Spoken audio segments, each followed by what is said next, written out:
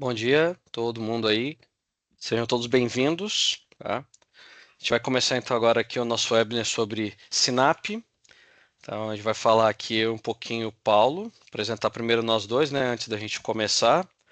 Eu sou o Matheus Pedrosa, eu sou um dos Sales Engineer aqui da Best for IT, cuido de montagem dos projetos aqui para os nossos clientes, tudo que o pessoal precisa. Estou aqui para fazer esse apoio.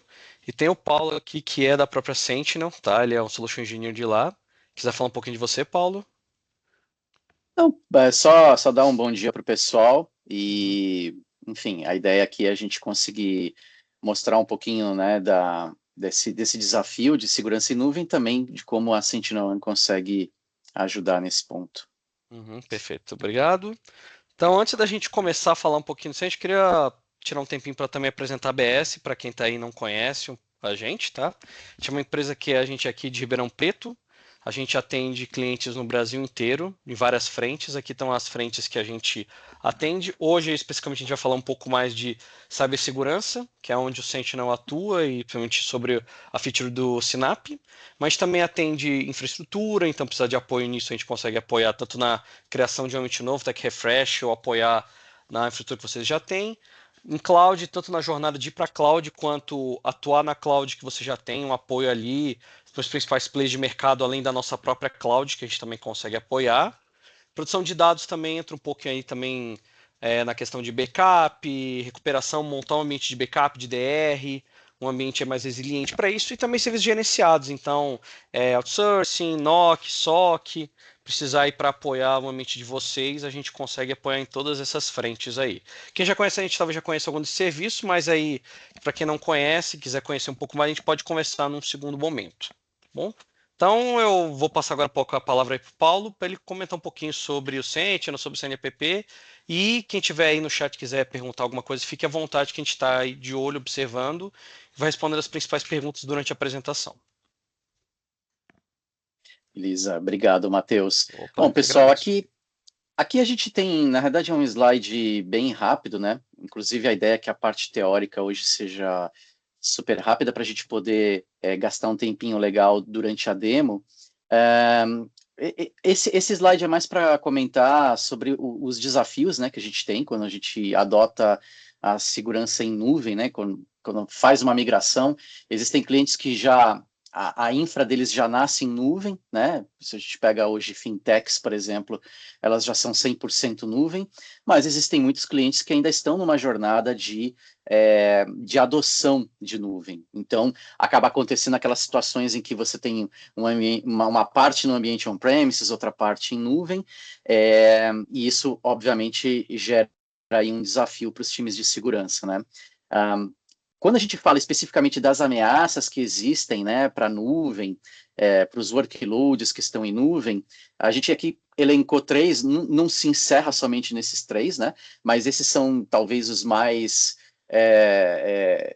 latentes, né, quando a gente fala de segurança de nuvem. O primeiro deles é o aumento de violações. Então, como existe um aumento na adoção de nuvem, isso passa a ser, obviamente, algo que está no radar de atacantes, né, dos adversários cibernéticos, é, e tem muita aplicação crítica que está sendo migrada para a nuvem, e ela muitas vezes também ela serve de porta de entrada para o mundo on-premises. Existem muitas vezes por conta de configurações não muito adequadas, né, sob o ponto de vista de segurança, você acaba usando uma como ponte para outra, né? Então, obviamente, aqui a gente tem um número grande de um aumento aí nesse número de ataques que tem por alvo nuvem. Esses ataques também, eles são bastante sofisticados em algumas situações.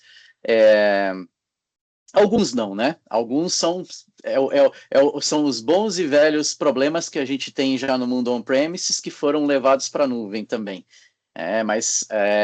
Como o ambiente de nuvem muitas vezes ele acaba sendo complexo e também existe aquela questão de compartilhamento de responsabilidades, né?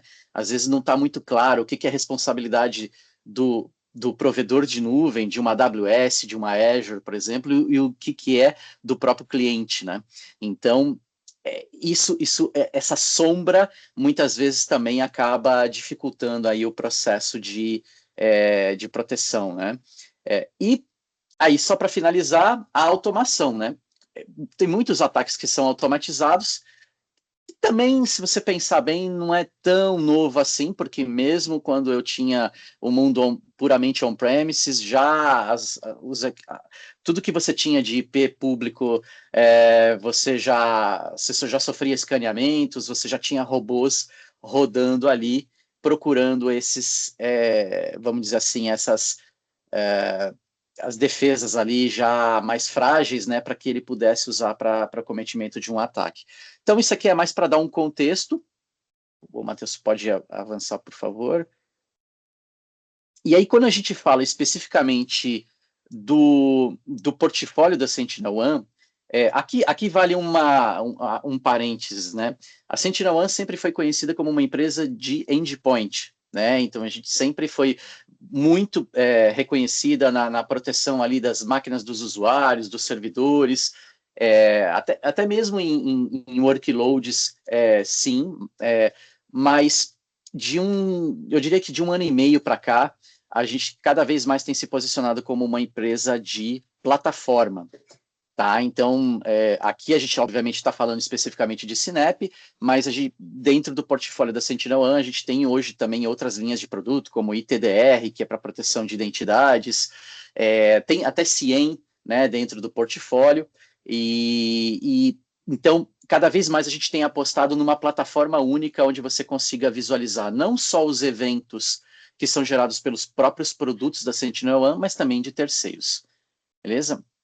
E aí, falando especificamente de Sinep, nós temos basicamente 3 pilares para ajudar os clientes, tá, nesse contexto. O primeiro é o que a gente chama de Cloud Workload Security. Esse é mais um termo interno, isso aqui é o famoso CWPP, né? Então, a ideia é você proteger dentro da infraestrutura de nuvem, onde eu tenho ali o meu ambiente de Kubernetes, onde eu tenho máquinas virtuais, onde eu tenho Docker, enfim. A ideia é que eu consiga fazer a proteção desse ambiente utilizando agentes, e aí esses agentes vão impedir a exploração de alguma vulnerabilidade ou a execução de alguma atividade maliciosa. Como característica principal aqui, a gente usa eBPF, desde há muito tempo a gente usa eBPF como tecnologia. Esses agentes não estão entranhados no kernel, esse é um ponto importante, o que dá bastante estabilidade e também performance. No geral, o overhead é muito baixo, tá? O feedback que a gente tem dos clientes é que realmente o consumo de recursos é muito baixo. Pode avançar para o próximo, por favor. O segundo pilar, internamente a gente chama de Cloud Native Security, que na prática é o CSPM, né? Então a ideia é você avaliar a postura de segurança do ambiente de nuvem. Nós trabalhamos com as 5 nuvens principais, né? AWS, Azure, GCP, OCI e também Alibaba. E a ideia aqui é dar uma radiografia de como está a segurança daquele ambiente de nuvem. Existem aqui algumas features, né, vamos chamar assim, então, em cada um desses bulletzinhos, né, então, o primeiro resultado, aí isso vai ficar mais claro quando eu mostrar na demo, né, mas basicamente, o primeiro entregável é o inventário. Então, se você pega no nível organizacional, por exemplo, eu vou pegar todas as contas ali para baixo e eu vou montar um inventário de todos os objetos que você tem na nuvem, sejam eles políticas, sejam eles regras, ativos propriamente ditos. Então, todos esses ativos vão fazer parte ali do inventário. Uma vez que eu tenho inventário, eu já consigo simular, identificar as vulnerabilidades no ambiente, inclusive simulando uma tentativa de ataque, por exemplo, e eu consigo te dizer exatamente quais dessas vulnerabilidades são exploráveis externamente. Isso é bem legal porque me permite, inclusive, priorizar a correção dessas vulnerabilidades, porque uma coisa é eu ter um calhamaço de vulnerabilidades, a outra é saber que estas estão de cara para a internet, são facilmente enxergáveis e, além disso, eu consigo te evidenciar que a vulnerabilidade existe. Perfeito?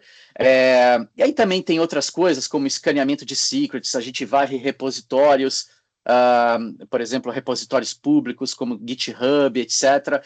Identificamos se tem algum secret, como uma API key, ou uma senha chumbada num código-fonte, por exemplo, e eu consigo achar esse cara e ainda te dizer se ele está ativo ou não, se aquela credencial é válida, né? Se aquele secret é válido. Isso também é um diferencial nosso. Esses dois últimos que eu comentei são grandes diferenciais nossos em relação ao mercado, tá?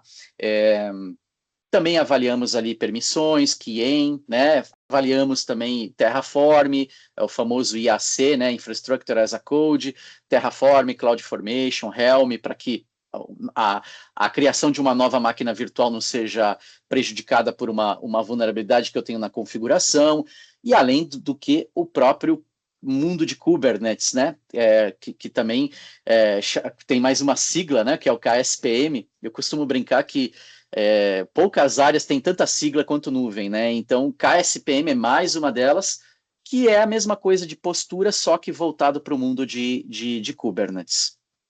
E, finalmente, o terceiro pilar, que a gente chama de Cloud Data Security. Aqui a ideia é eu monitorar os ambientes de storage. Por ambientes de storage, a gente pode entender Azure Blob, tem o da GCP também, que eu não vou lembrar o nome agora, AWS, né, o S3, Bucket S3, Mundo NetApp. Se você tem NetApp em nuvem, a gente tem NetApp no on-premises também, a gente para NetApp no on-premises, mas NetApp em nuvem. E aí a ideia é que a gente monitore esses ambientes. Quando eu perceber que tem um arquivo contaminado, né, malicioso, eu coloco esse cara em quarentena. Então a ideia aí é evitar que arquivos maliciosos sejam salvos em ambientes de storage. Beleza, gente? Então, assim, essa é a ideia em relação aqui à introdução básica. Eu não sei, Matheus, se tem até aqui, alguma pergunta específica. Vamos dar uma olhada. Parada, mas até agora não tem nenhuma, não. Então você Não pode tem, seguir. né? Não. Perfeito, ótimo. Então, deixa eu colocar aqui, compartilhar aqui Vamos lá. Me avisa se você já estiver vendo a minha tela, por favor. Uhum, já estamos vendo já. Já, né? Perfeito. Uhum. Bom, vamos lá, gente. Então, isso aqui é o dashboard principal.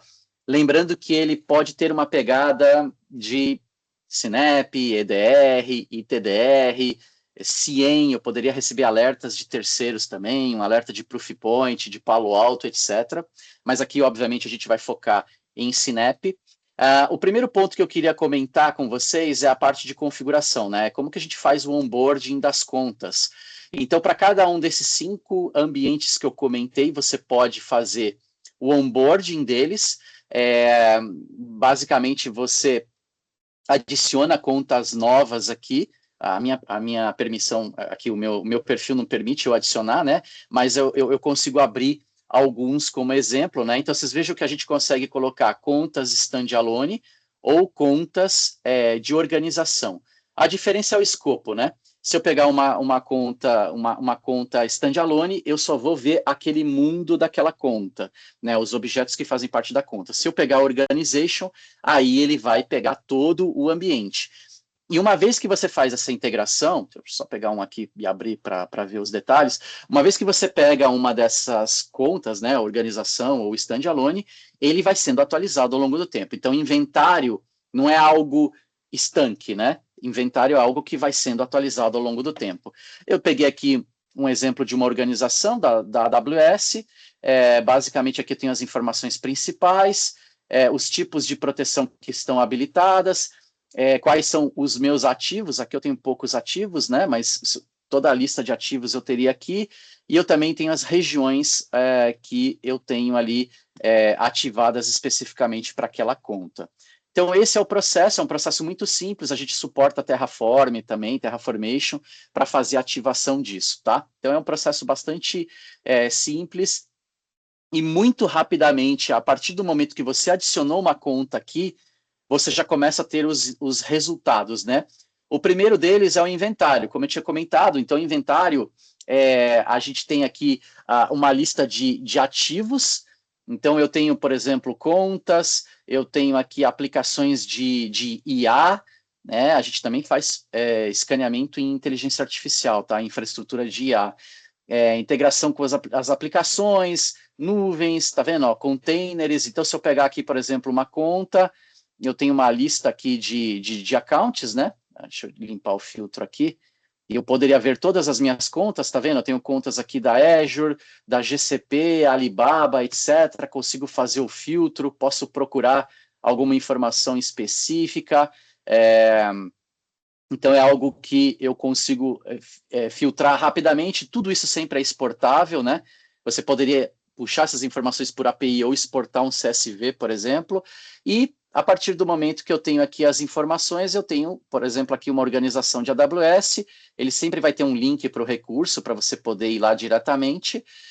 E se eu tivesse alertas especificamente para essa organização, alertas de ataque, eu já conseguiria visualizar esse cara aqui diretamente nesse painel também, tá? E eu consigo também ter uma visualização gráfica das contas e qualquer outro ativo que eu tivesse ali especificamente. Nesse caso aqui eu não tenho nenhum exemplo, talvez eu ache um outro aqui que eu consigo fazer o drill down e mostrar melhor para vocês. Vou pegar, por exemplo, containers, tá vendo? Eu tenho aqui a lista de todos os containers, eu tenho repositórios, os secrets de Kubernetes, storage, cluster, namespace, etc. Se eu pegar, por exemplo, uma imagem, eu vou ter aqui a informação específica dessa imagem dentro do uma imagem de container e todos os detalhes aqui desse ativo que ele tem. Esse aqui é legal, ó. Eu tenho aqui, por exemplo, o container que tem esses nós da AWS que eu posso depois ir expandindo e vendo quais são os ativos relativos, quais são as vulnerabilidades ou misconfigurations, né, que eu tenho para esse cara, e aí eu vou fazendo o drill down, tá vendo? Aí eu tenho aqui mais outra imagem de container que eu posso fazer a mesma coisa, e com isso eu consigo ter uma ideia visual desse interrelacionamento, né, entre os diversos objetos aqui dentro. Beleza? Legal? Que mais? Se a gente estiver falando também de vulnerabilidades, né, que a gente chama aqui de... A gente separa, tá? Misconfigurations está mais relacionado a, principalmente, perfis mal configurados.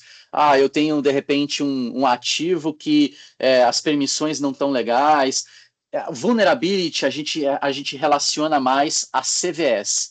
Tá? Então, quando a gente está falando aqui de misconfiguration, basicamente são algumas situações específicas aqui de configurações, né, que não são configurações muito legais. Eu posso ter uma visão do todo, que nem eu estou vendo aqui. Posso também, obviamente, usar filtros para filtrar por determinados tipos por criticidade, tipo de ativo, etc. Ou eu posso vir aqui em cima e ver especificamente aquelas... lembra daqueles bullets que a gente estava vendo lá no slide? Eu posso fazer, por exemplo, um filtro por secret scanning. Ele vai me mostrar todos os secrets que ele varreu na internet. Se eu pegar esse primeiro aqui, ele vai me mostrar... qual é o secret específico, né? Ele vai me mostrar a descrição, a ação recomendada, impacto e o principal, ó, se ele é válido ou não. Ou seja, a SentinelOne descobriu o secret e validou que aquela credencial está válida, tá? Isso faz com que ele fique mais crítico, né? A própria criticidade aqui acaba ficando muito mais crítica. E ele aqui embaixo tem os links com todas todos os ativos, né, específicos que estão sendo afetados, inclusive com a possibilidade de ir lá direto para o GitHub e olhar lá esse código-fonte específico onde ele achou. Perfeito? Então, isso aqui é um exemplo. Obviamente, eu posso ver outras situações, Kubernetes também. Eu quero ver... por exemplo, aqui os meus roles dentro do cluster têm acesso a secrets, ou o namespace não está com label, né? Então, se eu clico nele aqui, por exemplo, mesma coisa, né? Tem a descrição, ações recomendadas e os meus ativos envolvidos. Todos esses caras eu sempre tenho a possibilidade de ter isso aqui visualizado de forma gráfica, tá? Então, eu consigo visualizar esse cara sempre de forma gráfica, como aquele exemplo anterior que eu tinha mostrado. Legal? Aqui vale a pena... também tem infraestrutura as a code, né? Então, a gente analisa Terraform, aí são configurações erradas dentro do Terraform, eu tenho um link também para o próprio Terraform, né? Onde eu tenho aqui as informações dele. Beleza? De todos esses, o que eu acho mais interessante é esse Offensive Security. O Offensive Security tem por objetivo avaliar se aquele ambiente é explorável a partir da internet. Então, eu consigo ver, por exemplo, aqui que eu tenho uma vulnerabilidade de Log4j, tenho toda a explicação dele aqui, né? Aquilo que a gente já viu. Eu tenho a visualização de qual foi o caminho que foi percorrido para chegar nesse cara. Tá? Então, ele mostra aqui o ativo, qual foi a porta, qual foi o destino final dele, e eu tenho uma evidência que para todos esses caras eu tento mostrar uma evidência. Nesse caso aqui, eu tenho uma query de DNS que foi feita. Então, basicamente, você explora lá a vulnerabilidade lá na ponta e faz ele fazer um reverse lookup, né? um DNS reverso, e eu estou ouvindo esse DNS. Perfeito? Então, eu tenho a certeza de que foi efetivado que aquela vulnerabilidade ela é explorável, porque eu consegui executar um comando lá na ponta e eu consegui ver o resultado aqui fora. Então, obviamente, você vê que aqui ele aparece, né, como exploitable, né? Ele é verificado que ele é explorável. Isso tem muito mais importância do que ver só vulnerabilidades em geral, né? Porque aqui eu consigo mostrar que a partir da internet é possível explorar essa vulnerabilidade e mostrar ali os detalhes, inclusive o encadeamento e uma evidência. Legal? Temos também vulnerabilidades. Aqui é o feijão com arroz, né? O CVS. Para cada CVE que é identificado, a gente traz ali, obviamente, a informação do próprio CVE, o score de EPSS, que são um link para o MITRE, para o NVD, né, para poder ver mais detalhes sobre essas vulnerabilidades específicas, tá? Tem aqui os meus ativos, que estão sendo... O ativo que foi afetado, uma linha de tempo da divulgação desse CVE, quando ele foi criado, se já tem exploit, etc. E também indicadores de risco, que se baseiam em vetor de ataque, complexidade, se ele é vetor de rede ou local, se ele é complexo ou não, se precisa de privilégios ou não. Todas essas informações aqui vão me trazer um score ajustado, e isso também ajuda no processo de correção. Perfeito? Matheus, tem alguma pergunta? Senão eu continuo aqui. Não, mas eu queria aproveitar e perguntar uma coisa Uhum. também que eu acho que até é legal. Eu Diga percebi que lá. toda vez que você estava mexendo no Misconfiguration, na build mostrando, sempre tem um botão de automate ali em cima. O que a gente consegue automatizar quando a gente detecta essas coisas? O que o Sentinel pode ajudar a gente nisso? Se eu pegar aqui, por exemplo, misconfigurations, né? Você está comentando aqui, né? Eu Isso. tenho esse automate aqui que você está falando, né? Uhum. Aqui é só um parênteses bem rápido. A gente tem uma funcionalidade dentro da plataforma que seria como se fosse um SOAR, tá? Esse cara, ele tem templates já pré-existentes, playbooks já pré-existentes. Então, por exemplo, inclusive remover um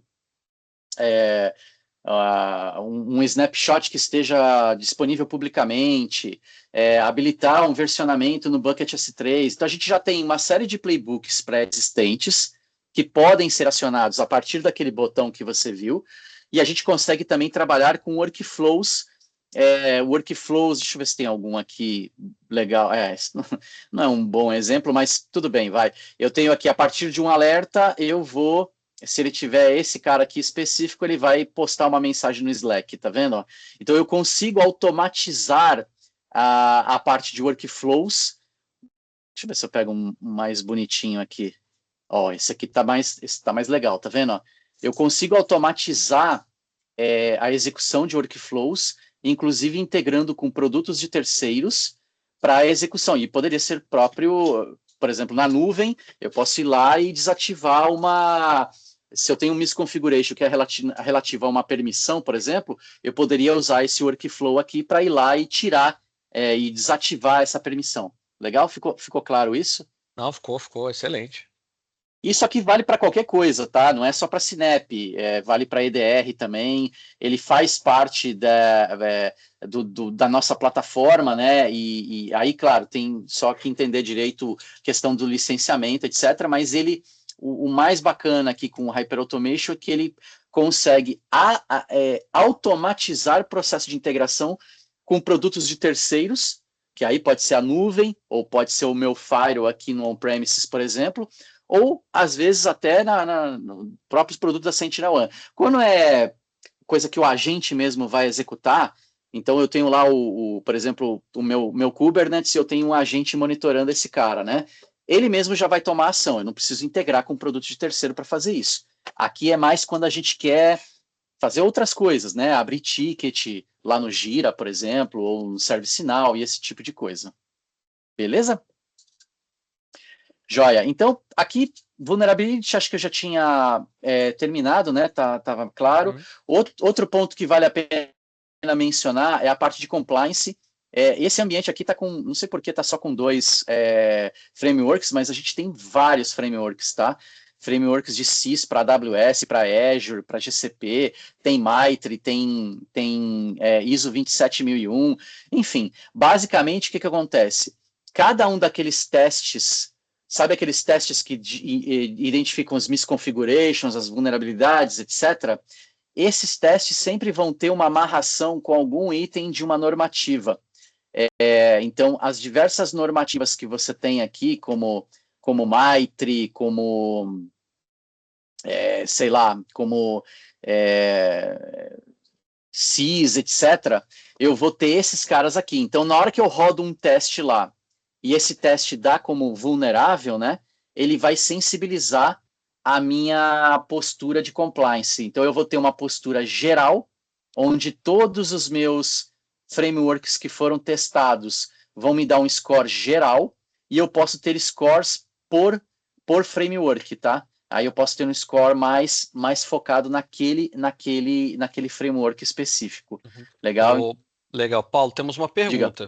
Ó, diga a lá. pergunta aqui, não sei quem foi que fez, tá anônimo, mas ele perguntou assim: a correlação entre misconfigurations e exposições a ataques no dashboard, ele mostra risco potencial com base nessas falhas?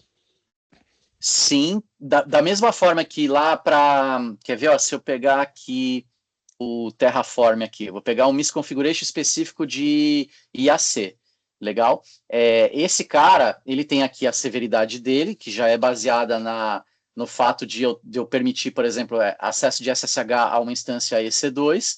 Eu tenho aqui as informações específicas de qual o módulo que foi afetado, consigo saber todos os assets, todos os outros ativos que são afetados por esse mesmo misconfiguration, perfeito? Tem uma visualização gráfica, né? Esse aqui eu acho que eu já tinha mostrado, né? Já tinha meio que dado uma pincelada, né? Então eu consigo ter, a partir de um misconfiguration para um determinado ativo, eu consigo ir fazendo drill down para ver mais informações ainda específicas, né? Então, por exemplo, esses misconfigurations que eu tenho para esse cara específico, eu posso ver se tem mais ativos também, expandindo aqui, né, related assets, eu poderia ver se tem mais algum ativo que também tem a mesma vulnerabilidade, entendeu? Então, assim, no final eu consigo ir correlacionando.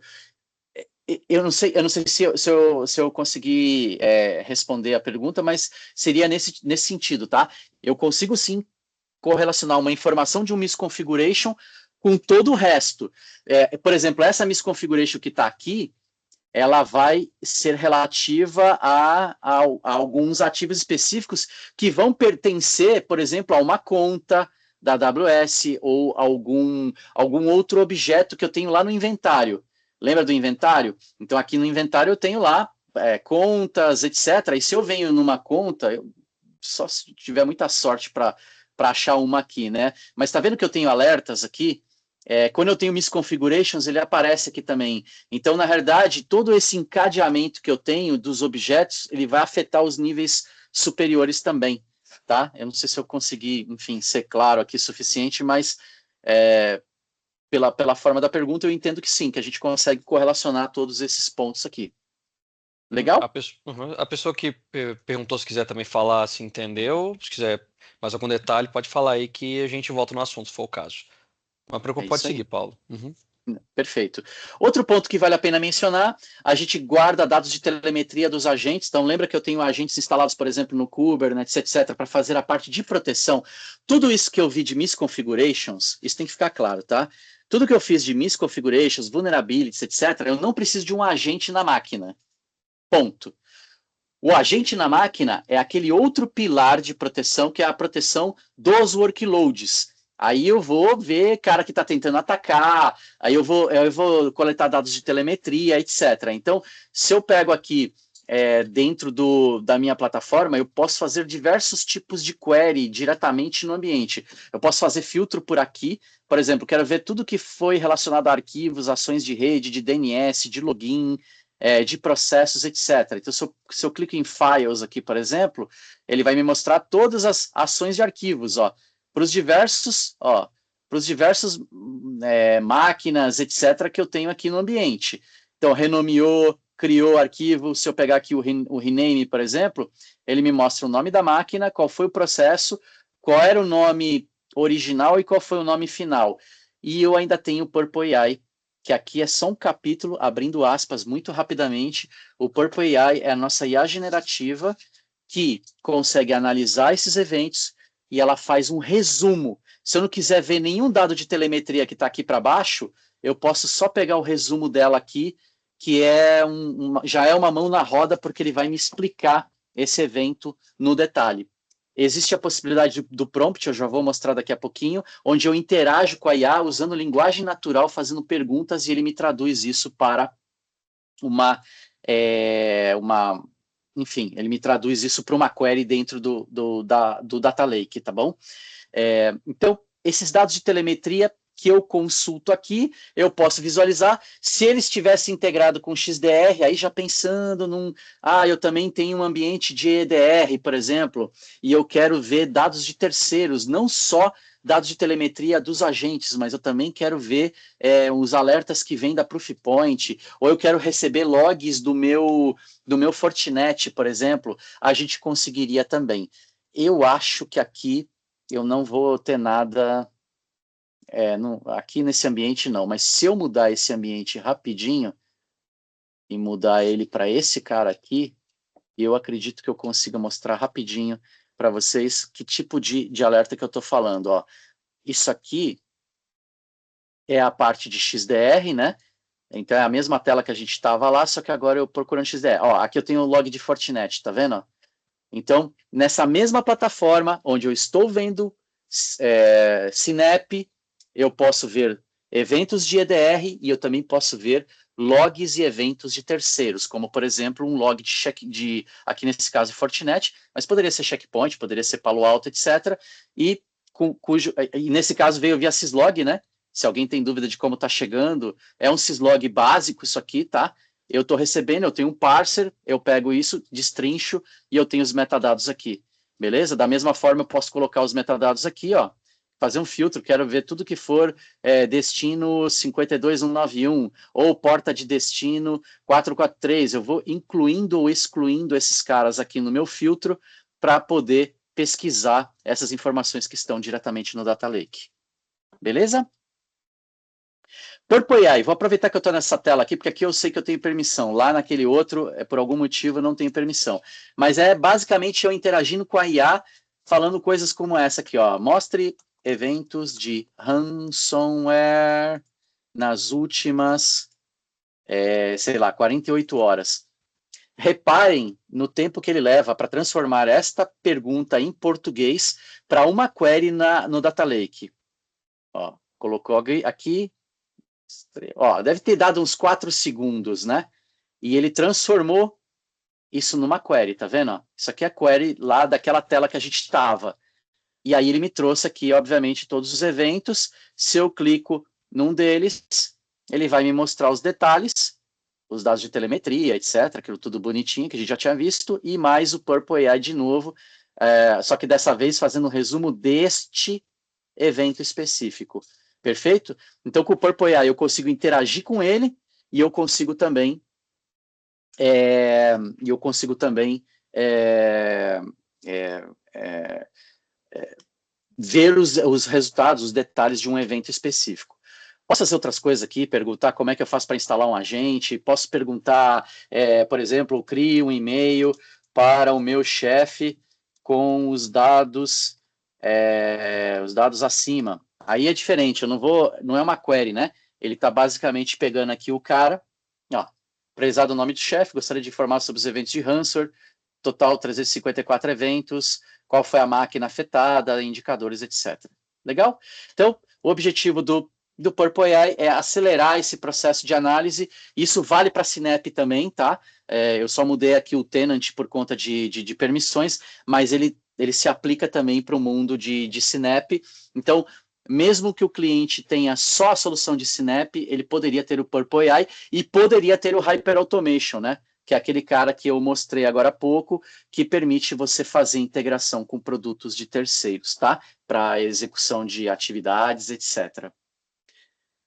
Cara, eu acho que assim, é basicamente isso. Eu não sei se tem alguma dúvida adicional, mas, enfim, era essa mensagem que eu queria passar aqui. Perfeito. Muito obrigado aí, Paulo, pelo ter mostrado. Eu até também dei uma vista também de algumas coisinhas ali que eu tinha pouco, né, de visto, então foi até legal também para dar uma olhadinha. E, né, a gente abre aqui, né, se tiver mais alguém que quer fazer alguma pergunta sobre o que o Paulo falou, ou às vezes também quiser fazer alguma outra pergunta em geral do Sentinel, aproveitar, né, o Paulo também aí, o conhecimento dele, ou sobre algum outro assunto aí, fica à vontade que a gente ainda tem uns minutinhos. Então, se alguém quiser fazer alguma pergunta, fica à vontade aí no chat, que a gente vai ficar olhando aí mais um tempo antes da gente encerrar. Até aproveitando aqui, ó, eu esqueci de comentar e aproveitando esses últimos minutinhos, existe um dashboard só focado em Sinep, tá vendo? E é um dashboard já, o compliance, lembra que eu tinha mostrado o compliance? Aqui ele faz um resumão do todo. Então, é aquilo que é mais crítico, até mesmo coisas que demoram muito para ser resolvidas, ele também tem esse visual aqui, tá? Então, quis mostrar isso também para, enfim, para complementar, né? Aquilo que eu já tinha. Ó, tá vendo? Tem alguma coisa com a minha conta aqui que eu tô com permissões. Ó, se eu vou no Purple AI, ele não deixa. Ah, agora deixou. Mostra. Ah, que coisa. Mas eu tinha testado esse cara da última vez, ele não tinha me permitido. Mas assim, é a mesma ideia, né? Aqui eu vou interagindo, perdão, eu vou interagindo com a IA para ele me trazer os resultados. Uhum. Aí não sei se alguém tem algum ponto, alguma. Até agora não, mas eu vou aproveitar e vou fazer uma pergunta também, aproveitando então, já que estamos aqui. Que você mostrou, né, que ele tem essas dashes, tudo, mas eu sei que tem muito cliente que às vezes gosta de ter as dashes próprias, né? Às vezes tem os ABICs, tem algo assim, para poder fazer visualizações. Então, o Sentinel consegue exportar esses dados ali para poder o cliente poder olhar numa dash própria dele, esses dados, da mesma forma que ele consegue ver na console? A gente tem toda uma. Aqui dentro da plataforma, a gente tem a possibilidade do uso de APIs, né? APIs de gerenciamento, APIs de consulta no ambiente. Então, a gente poderia fazer acessos diretamente nesse data lake. Deixa eu ver se eu pegar aqui a lista de APIs só para mostrar. Ó, tem toda uma parte administrativa que você consegue fazer, por exemplo, trabalhar com contas de usuário, pegar aqui, trabalhar com os agentes, né? Quando a gente fala especificamente de EDR, alertas, né? E aí você tem uma parte que também você faz queries na plataforma, tá vendo? Você pode criar as queries via API. E você poderia pegar esses resultados e jogar isso, por exemplo, num Zabbix ou em alguma outra plataforma.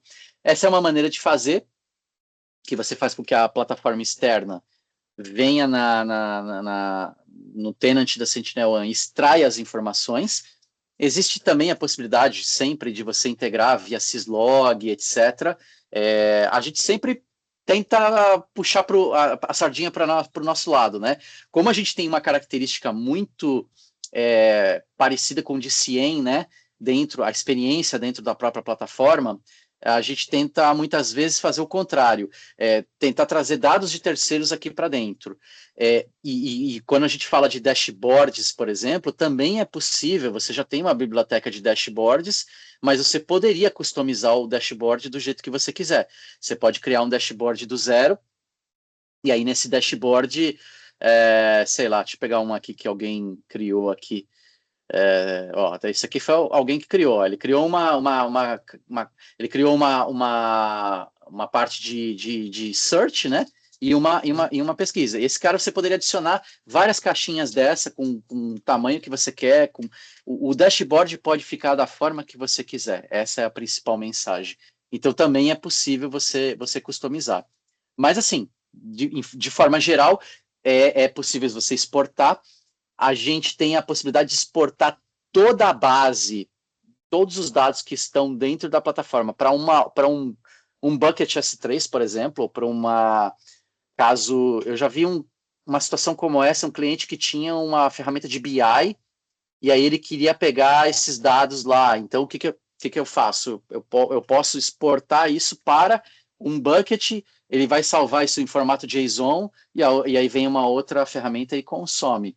Mas, assim, enfim, são maneiras diferentes de fazer a mesma coisa. Essa específica que eu falei agora tem o custo do licenciamento, né, que a gente chama de Cloud Funnel, que é a possibilidade de exportar tudo que eu tenho dentro do Data Lake, né, e aí já é mastigado, já tem XDR, já tem tudo mastigado. E tem também o custo do próprio bucket, né, porque bucket S3 também não é um negócio trivial. Eu sei que tem clientes que têm acordos enfim, com Microsoft, etc., que para eles não faz diferença, mas você ter um bucket muitas vezes acaba, o uso, né, intensivo de nuvem também tem um custo ali. Legal? Perfeito. E nós temos mais uma pergunta. Eu gostei muito da pergunta, ó, vou passar aqui para você. Ó. Tem Opa, algum estudo ou algo já levantado por vocês de redução de custos operacionais ou outros custos implantando uma ferramenta de Sinap? eu, cara, se diz de você ter, por exemplo, um reporte de inteligência, né? É, Cara, eu não que eu me lembre assim de cabeça, mas eu acho que tem sim, viu? A gente vira e mexe a gente tem. Eu teria que dar uma consultada. Eu teria que dar uma consultada. Mas assim, o ganhos operacionais você vai ter com o uso, por exemplo, da IA, aqui nesse caso que eu mostrei, né? De você conseguir pesquisar. A gente viu ali, né? O tempo que ele leva para criar uma query em segundos, né? O cara que conhece aquela linguagem ali, às vezes leva 10 minutos para montar uma query daquela. Então, assim, em termos operacionais, o uso da IA com certeza te traz um benefício, né? O próprio Hyperautomation, como ele vai acabar automatizando várias dessas coisas aqui, principalmente de resposta, né? De automatizar, uma vez que eu identifico uma vulnerabilidade ou um misconfiguration, ele vai lá e automaticamente corrige. Isso com certeza traz ganhos operacionais. Eu não tenho aqui esses números agora. A gente pode dar uma levantada assim se teve alguma coisa nesse sentido. Mas os ganhos maiores são em termos de segurança mesmo, né? Por conta de você ter visibilidade sobre problemas que às vezes você não, na maioria das vezes você não sabe que existem. Você vai acabar descobrindo eles num momento de uma brecha, né? No momento que acontece uma invasão, etc. Aí o cara acaba explorando e aí vira aquela loucura, né? O Deus nos acuda, né? Mas eu acho que a gente pode ver depois. Eu não sei como é que, se vocês pretendem deixar disponibilizado o vídeo, mas enfim, acho que, ou vocês têm o contato das pessoas, a gente pode depois mandar, né? Uhum. Eu vou Podemos, ver, podemos sim. eu vou ver se eu acho alguma coisa nesse sentido, tá? Uhum. Então aí depois que mandar, a gente passa para quem estiver Isso, assistindo, para todo mundo ter esse documento também. isso, Isso. é Então, isso aí. perfeito. Mais alguém tem mais alguma pergunta? A gente ainda tem mais uns 10 minutinhos. Se alguém quiser fazer alguma pergunta, a gente está aqui. Tem mais alguma coisa que quer mostrar enquanto isso, Paulo? Que aí pra gente encerrar É, aqui, senão a gente também pode encerrar também com coisa. Tem mais perguntas? em termos aqui de demo, esses eram os pontos principais. Tem toda uma questão de alertas, né? De ataques. Eu não sei se eu vou ter nesse ambiente aqui alguma coisa. específica, como é um ambiente de demo de Sinap, eu queria ver se ele tinha aqui alguma coisa de ataques específicos. Cloud, Endpoint. Deixa eu ver se tem alguma coisa que... Ó, aqui tem, tá vendo? Máquinas virtuais em EC2, por exemplo. E aí eu tenho, sei lá, esse exploit aqui. Aí é só mostrar para o pessoal, né? Quando a gente detecta, né, os ataques ali no ambiente de nuvem, eu vou ter as informações aqui no caso, eu tenho informação do PF, né? Do meu ativo o meu ativo que foi afetado, né? Então, no caso aqui é um Amazon Linux, né? Que mais? As formas de detecção e tenho todos os detalhes da AWS aqui envolvidos, tá vendo? Imagem, role, subnet, etc. E eu tenho as informações aqui específicas, dados de telemetria. E eu vou ter o Purple AI de novo, né? Fazendo aqui a explicaçãozinha do que aconteceu, né? E a mitigação, matou o processo, quarentenou o arquivo, etc. Legal? Então, isso aqui é um exemplo também é, de de um exploit ali, de uma tentativa de exploração dessa vulnerabilidade, tá? Deixa eu ver se essa storyline aqui tá legal. Ó, uma coisa também que a gente faz é, dentro de todo o encadeamento, né, dos eventos que você tem, você vai ter as informações aqui. Eu vou vendo exatamente a sequência que foi feita. Esse cara abriu um bash, depois ele rodou, e eu tenho todos os dados aqui de telemetria aqui embaixo. Tá? Então, eu posso ter algo só focado naquele cara, olha, eu tenho detalhe da linha de comando. Aí é mais para o processo de investigação, né? Ele vai me trazer aqui num visual, ele consegue me mostrar exatamente todo o encadeamento daquele agente malicioso, e eu também vou ter os indicadores, né? Os indicadores ali que são de comportamento, sempre com um link pro Maitre, né? Todos eles eu tenho um link pro Maitre também. Acho que era basicamente isso. Uhum, perfeito. Bom, a gente não tem mais nenhuma dúvida, tá? Então acho que a gente, já que o pessoal ainda não perguntou, acho que a gente já pode encerrar por aqui mesmo, tá? Eu queria primeiro agradecer todo mundo que ficou até agora, então participou, interagiu.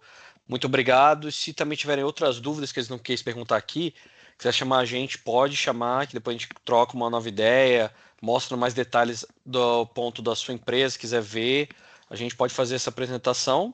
E também queria agradecer ao Paulo pelo tempo, por ter disposto a mostrar aqui um pouquinho, conversando um pouquinho com a gente sobre o CNPP. E é isso. Quiser fazer uma despedida aí, Paulo, fica à Acho vontade. que tem um slide que você ia colocar no final, não tinha, não? Mas era o de agradecimento, eu É vou, o de vou botar aqui então. agradecimento. Tá bom, é. Mas eu vou botar já Eu aqui. acho que ele tinha os links lá, alguma Sim, coisa, né? sim, sim, vou botar aqui. Então, deixa eu Assim, da botar minha aqui. parte, também agradeço muito aí a presença de vocês, o tempo. Eu sei que hoje em dia é uma loucura, né? Uma correria danada. Obrigado aí pelo tempo de vocês e estamos aí à disposição, né? Para mais um detalhamento maior, quem tiver outras dúvidas adicionais também, mais para frente, tá bom? Pessoal, Obrigado, pessoal. tem mais uma pergunta. Tem Tem? mais uma? Opa! Pera aí que. Ó, vamos lá. Então, pera aí, tem aqui, ó. Vou ler aqui para você, ó. Diga Se lá. ele tem a documentação de API, isso tudo deve estar dentro da Purple AI. Então, acho que daria para usar ela para auxiliar as integrações, né? Então, esse é o segundo momento do Purple AI. Ele está no roadmap, ele ser usado para fazer também toda a parte de resposta. Aí ele vai criar workflow. Sabe aqueles workflows que eu mostrei do Hyper Automation, né? Que você tinha ali a sequência e tal, e ele vai chegar ao ponto de propor, inclusive, esse tipo de coisa. Hoje é mais auxílio no processo investigativo, tá? Mas tá indo nessa linha, que a gente chama aí de SOC autônomo, né? Muito bacana. Obrigado pela Obrigado pela pergunta também. pergunta. É isso aí. Excelente. Perfeito. Bom, vamos ver. Vamos dar mais uns 2 minutinhos então. A gente espera. Aí, se não tiver, a gente encerra então perguntas aqui. Mas, de qualquer forma, né, se não tiver mais perguntas, né, de novo agradecer, tá? Os contatos da BS estão aí na tela também, quiser entrar em contato com a gente para conversar, como eu falei, mais detalhado sobre o CNPP, para o seu caso, para sua empresa, ou quiser fazer alguma outra pergunta que não quis fazer aqui no chat, sinta-se à vontade, que aí vai ter a gente que é da BS, também o Paulo também, qualquer coisa também vai ser envolvido, para a gente conversar mais detalhadamente, tá bom? Obrigado aí, e agradeço a todos a presença.